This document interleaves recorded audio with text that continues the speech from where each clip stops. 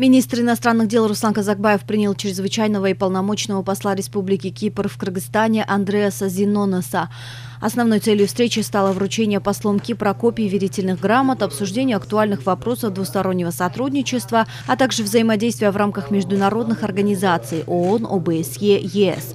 Стороны обсудили кыргызско-кипрское сотрудничество по направлениям, представляющим взаимный интерес, в том числе в области сельского хозяйства, здравоохранения, образования и науки, физической культуры и спорта, туризма, охраны окружающей среды.